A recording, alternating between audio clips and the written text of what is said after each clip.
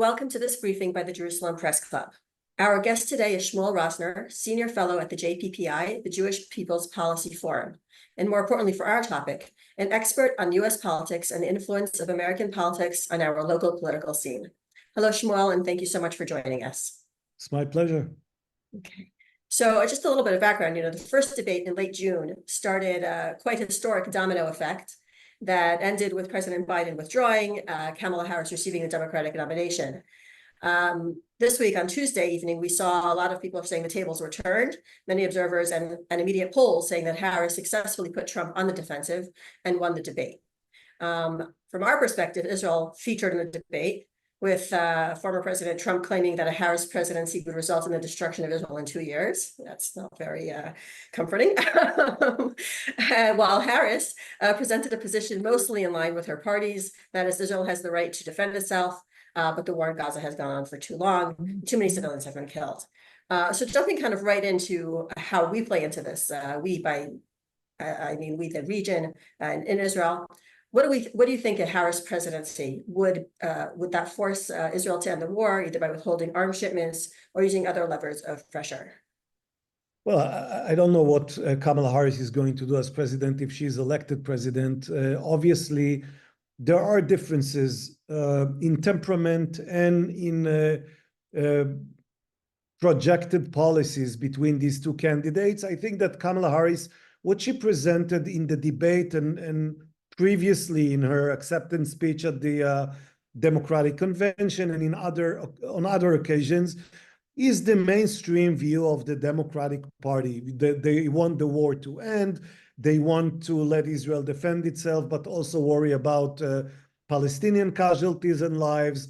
They would like to see a return to the political process of trying to reach the much coveted two-state solution. All that stuff, these are just words.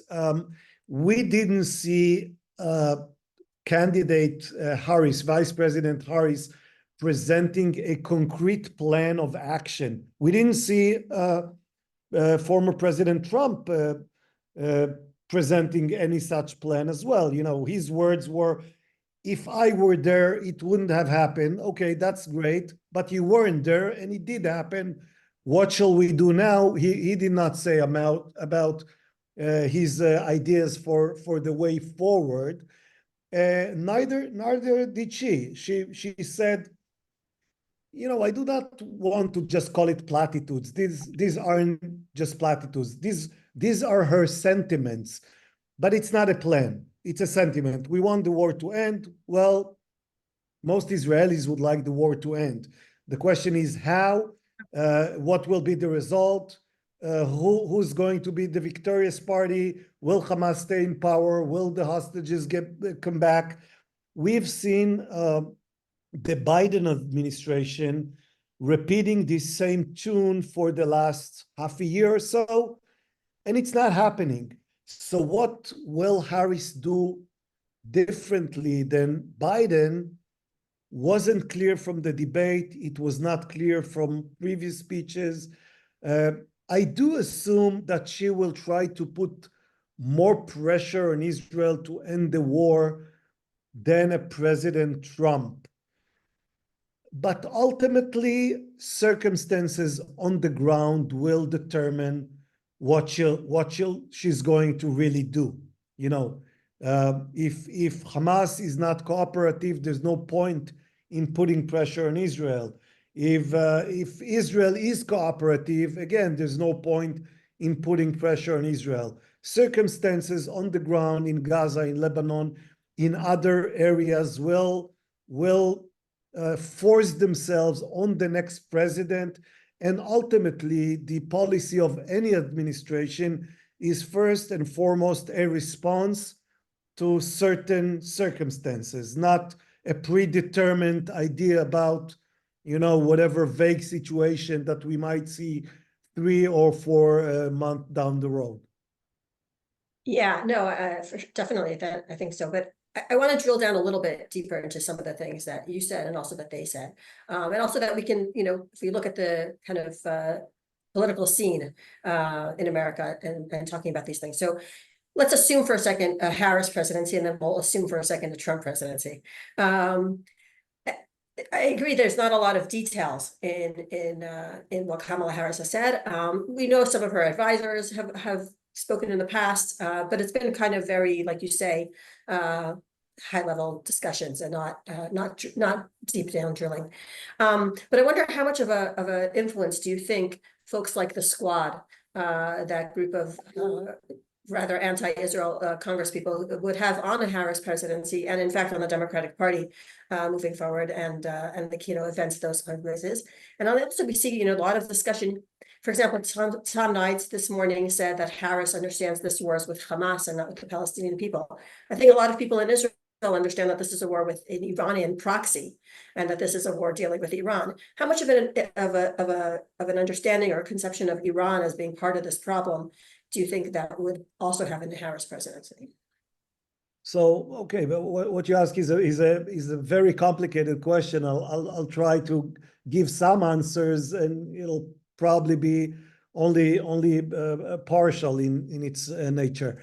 So I look at the choice between Vice President Harris and former President Trump from an Israeli viewpoint as the difference. Let's see ourselves as investments, and what do we prefer as people who have to put their money on the line? Do we prefer the solid state bond, that's Kamala Harris, or the high risk, high reward hedge fund, that's Donald Trump? Kamala Harris seems to be, again, we might be surprised later, but she seems to be a solid mainstream, not quite radical type of person. Will she go after the Squad? No, I don't think she will. I think if she's able to win the coming election against Donald Trump, she's going to be quite powerful within her own party and in America for at least the next 2 years. So there's no reason for her in the initial month of her presidency to go after the Squad and adopt these extreme policies that they will prescribe. I assume that she's going to follow the script of previous administrations. She's going to consult with people who have much experience in Middle East affairs. And it's going to be somewhere between an Obama and a Trump. It's going to be a middle of the road policy of a democratic American administration. I don't expect much beyond that. Again, it's a state bond. We might lose some, we might gain some. It's not going to be dramatic in any sort of way. At least that's the way I see it. With Trump, you have a different style and a different personality. His first presidency was very good from an Israeli perspective. He moved the embassy to Jerusalem, which symbolically speaking was highly significant. He achieved, his achievement with the Abraham Accords is, it's something that people tend to forget. But this was the most significant thing that an administration did for the peace process since peace with Egypt in the late 70s. So, with all the peace processing that was going on, and, the Madrid conference and the Oslo Accords and peace with Jordan and everything else in between, Trump does have something to brag about. The Abraham Accords were achieved in his term under his supervision. Mm-hmm. So again, high reward. But we also understand that Trump is high risk because of the personality, because he can flip on a dime, and he can be brutal, and he can be demanding, and you don't want to see Israel standing in his way in any sort of possible future scenario. So would you prefer the state bond or the hedge fund? That's it's a matter of personality. Many Israelis are going to support and root for Trump because they see him as as you know, he already proved himself as friendly towards Israel. Yeah. Many people are going to be afraid of a Kamala Harris presidency because they will associate her with, well, with the Biden administration and possibly also with the years of the Obama administration. And they hear all these voices coming from within the Democratic Party that are highly critical of Israel. So they'll be suspicious of her. But these suspicions oftentimes tend up to be just overreacting to rumors and insignificant voices. When the late Yitzhak Rabin was prime minister of Israel, he was highly suspicious and apprehensive about the possibility of a Bill Clinton presidency. He much preferred to see the safer choice of George H.W. Bush moving forward and you know, entering a second term.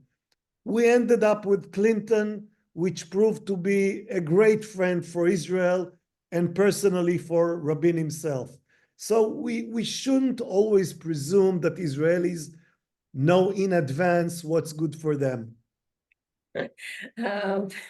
Yes, indeed. So you know, you discussed a little bit the Trump presidency, and it's kind of, on the other hand, it's unpredictability. On the other hand, we do know the Abraham Accords, as you said, a hugely significant achievement from his first term. I assume the second term, a second potential term, would be equally up in the air in terms of what to expect. But I want to drill down for a second on his comment on Israel at the debate, saying that Israel would cease to exist within 2 years of a Harris presidency. And I'm wondering, should we read that as, you know, typical Trumpian hyperbole, or is that a comment on Israeli strength and how he sees Israelis' ability to defend themselves? You know, we know that Trump likes to go after the strong horse. So what does that mean in terms of how he sees us also, perhaps in his conflict and in general? Yeah, well, it's both. We know that Trump is like, you know, I'm going to make a strange comparison. He's like a Hasidic rabbi. When he tries to convey a message, he would often use hyperbolic type of phraseology or you know, imagery. You know, people are eating cats and dogs, and Israel will be destroyed. These are somewhat similar. He expresses himself in terms that could seem ridiculous or could seem just, you know, a strong way of expressing a message that he would like to convey. What did he want to say? He wanted to say that the Kamala Harris presidency is not good for the security, long-term security of Israel. But he said it in his own Trump way. So that's one way of looking at it. The other way is to say, well, this is really harmful for Israel because one of Israel's great assets in the American arena is that Israel is seen as strong and as an asset to the United States. If suddenly a former president and possibly a future president is saying, well, without me, this country is gone in 2 years, some Americans might ask themselves, well, if this enterprise is so weak as not to be able to survive unless Trump is reelected, why are we investing more resources and money and emotional attachment in Israel? So again, I don't think he truly meant to say that Israel will be gone, but I do see his comment as harmful to Israel. If he wants to say, I'll be better for Israel than Kamala Harris, that's fair. And you know, it's a position that one could defend. You could also defend the opposite position, but it's a defensible position to say I'll be better for Israel because I'll be tougher with Iran, or because I proved that when I'm on the scene, Arab nations are more willing to make peace with Israel, or all kinds of other such arguments. But to portray Israel as such weak country is not good in the long term for the interests of Israel. It raises questions about the future of the relationship. And Americans, I hope this is not, I'm not trying to denigrate them in any way. I love Americans. Americans love winners. It's important for Israel to be seen as a winner and not as a loser. And what former President Trump did the other day was to present Israel as a potential loser. That's not good for us. I hear that. I want to shift our attention a little bit to the electorate, to the American electorate a little bit. For a very long time, on and off, we hear discussions about how the traditional voting of American Jews is going to be shifting from Democrats to Republicans. We're hearing it a lot more lately, certainly since October 7th, certainly since we're seeing these demonstrations all over campuses and cities and things like that. Wondering how much credence you give to that. Whether it's a real trend, whether it's something that is a blip, whether it's something too small to care about, or not true at all. This kind of shift from Democratic voting to Republican voting. Yeah, and you're talking about Jewish voters American in Jews, the yeah. United States. Well, yeah. I assume that some Jewish voters are going to somewhat alter their priorities in this election, in the sense that Israel will become somewhat more important for their choice, because of the very special situation that we have both here in Israel on the ground and in the United States, in college campuses and other places. I think that all in all, when American Jews think about their priorities and their considerations, they have many things in mind. They think about social security and about healthcare and about the environment and about democracy and abortion and all the other things that all Americans think about. They also think about Israel, or at least many of them think about Israel. If on a regular day, I would say, well, Israel is number 5 or number 6 or number 8 on the list of priorities, I think that at least for some of them, Israel is becoming more important, because they see the peril, again, both here and the troubles that the community has in the United States, which will make some of them more considerate of this issue. Now, will the result of this be a vote for Donald Trump? That's a different question. They might end up still thinking that a vote for Kamala Harris is better for Israel and better for the American Jewish community. But if I have to make a bet, I think that probably some Jews are going to shift their position and move towards the camp of Donald Trump. Will it be in significant numbers? I don't think so. Then again, these are very tight type election. How many young women in America are going to change their vote because of Taylor Swift? Yeah. Well, it might be 2,000, it might be 20,000, but in a very close election, 20,000 young women in Michigan can make the difference. Well, I was going to ask you about the Taylor Jews, Swift effect. So yeah, 20,000 Jews in certain areas could make the difference. So that might be of some significance, again, because of the tight election, not because of the very large number of Jewish voters that are going to change their priorities and choice. well, so on this, I do think thanks for addressing the Taylor effect. But the question again is, I guess, how How can How, one not address the Taylor effect? exactly. So true. But in terms of the effect, like you're saying, so when we look at, Jewish votes, so-called Jewish votes, because I don't think it's a monolithic thing, but the idea of the Jewish votes, but also now there's been more discussion in this election than I remember in any previous elections about the Muslim vote, the Muslim American vote. And I'm wondering how much we wait to give to either one of those and whether you think that there is a shift going on here as well. How much there's been a lot of discussion in Detroit, but not only, this idea of the Muslim voting bloc versus the Jewish voting bloc, so to speak. Well, I think that some Muslims in America have the same dilemma that Israelis have. They need to either bet on the safe state bond or on the high risk, high priority choice being Donald Trump. They might say, well, with Kamala Harris, the situation or our priorities are more likely to get somewhat advanced. And with Trump, we might end up empty-handed.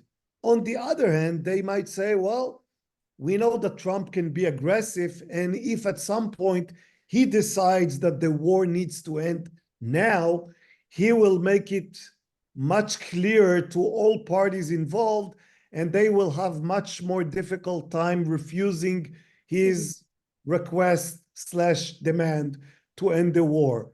So again, it's a choice that they have to make. I assume that most of them will vote for Kamala Harris because of the atmosphere and because of the party, because the Democratic Party seems more hospitable when it comes to the ideas, priorities, sentiments, and sensitivities of Muslim Americans. That's why I assume most of them are going to vote for her.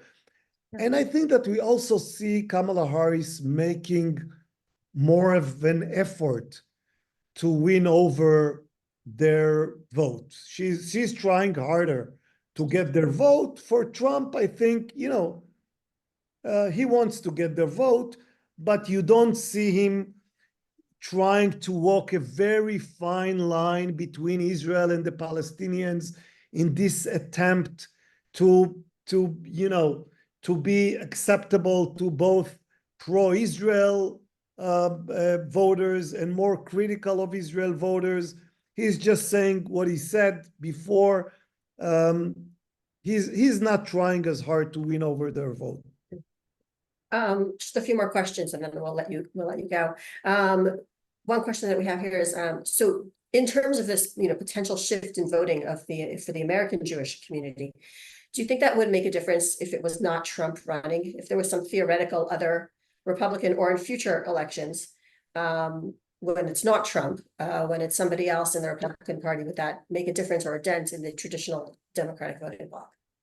There's no doubt in my mind that had it not been Trump, but rather a more traditional type, had it been Mitt Romney, right? Had it been Ronald Reagan, yes, it would have made a difference. As far as we know, Ronald Reagan was the Republican candidate to get the most votes from Jewish Americans. He got around 40% of the vote in 1980. Had it been Ronald Reagan versus Kamala Harris, yes, I assume that in such case, more Jewish voters would go the Republican way this time. Then again, it's Donald Trump, so you have to take into account all the things that Jewish voters care about. And it's really important to emphasize Jewish voters don't vote on Israel. They vote on many issues plus Israel. And on these many issues, they might prefer Kamala Harris to Donald Trump, which might tilt them towards voting for her, even though they think that on Israel, she might be slightly less, promising than Trump. Yeah, and this brings me to exactly another question, which is, there's all this discussion of the Gaza and Israel and everything and its impact on the election. And how much of an impact do you think this really does have on the election? When we look at everything that Americans are voting on, this election, from the economy to immigration to everything else, how much of a role does our little corner of the world actually play in this election? I think it does have a role in the sense that, many Americans seem to see a world in chaos, a world that got out of hand in some way. And part of the reason for which they want change, they want to see a change, is because of what's been going on in the world. That's why we see Donald Trump trying to remind voters time and again that, when he was in power, Russia did not yet invade Ukraine. When he was in power, Hamas did not yet attack Israel. Americans who would like to restore order, they want order in America, and they see order in the world as something that echoes what they see in America. So I'm not sure it's about Israel per se or the Palestinians per se. I think it's this sense of disorderly world that people feel apprehension about, or that people feel needs to be fixed.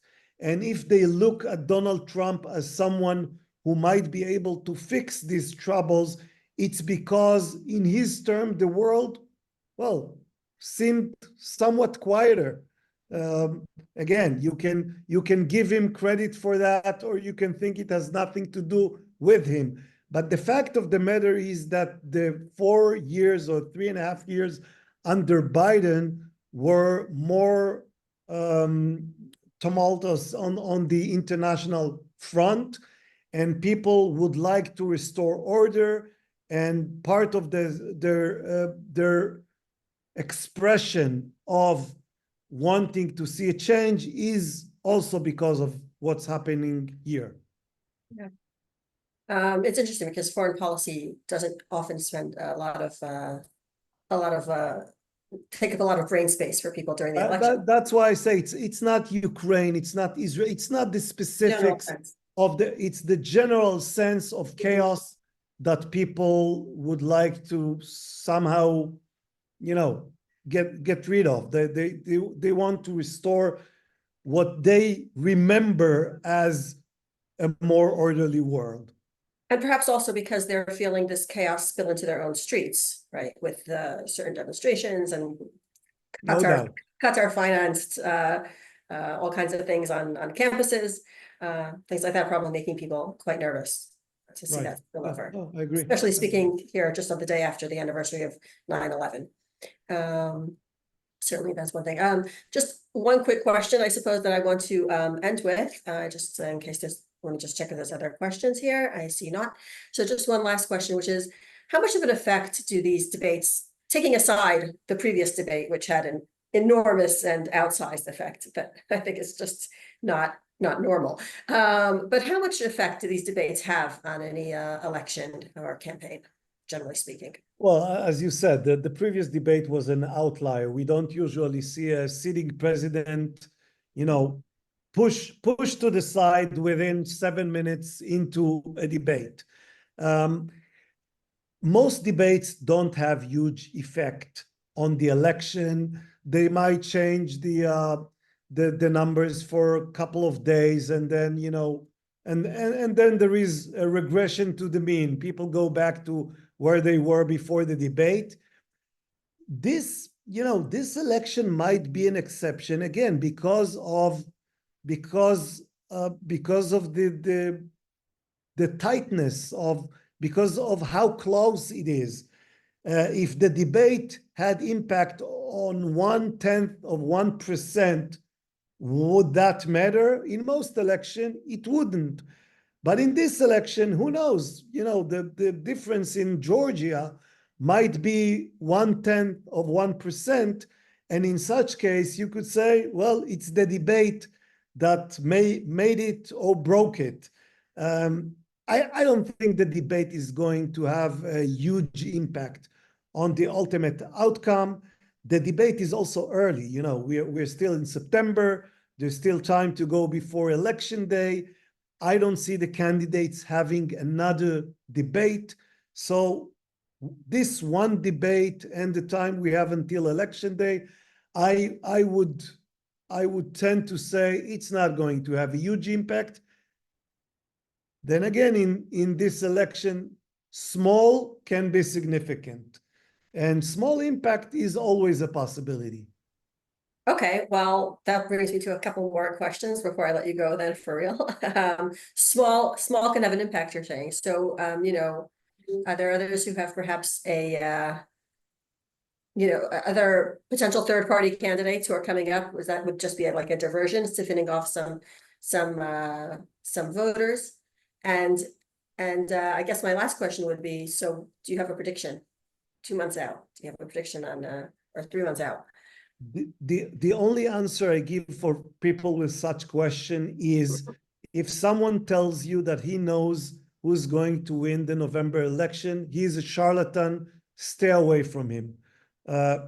We are, again, this might change between now and election day, but if things stay as they are now, the only positive thing I could tell you is that if you enjoy tense, unpredictable, dramatic election nights, you're going to get one. Great, something to look forward to. Okay, we're gonna end it there, and I want to thank you very much, Shmuel Rosner from the JPPI, for joining us today. I want to thank my colleagues Ali and Yonatan for making this happen, and I look forward to seeing you all on our next webinars. Thank you all very much, and have a good weekend. Thank you.